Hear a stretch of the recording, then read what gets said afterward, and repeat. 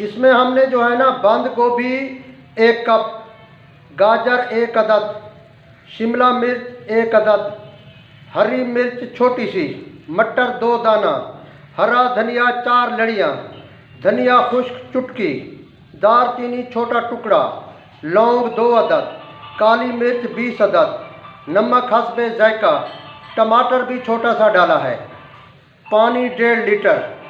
पानी को खूब उबालना है, जब उबलना शुरू हो जाए इसको डाल दें।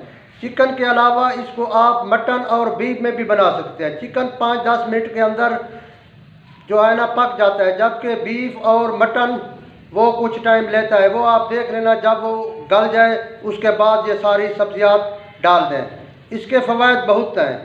ये आम जिस्मानी कमज़ोरी, ऑपरेशन के बाद की कमज़ोरी, ऑपरेशन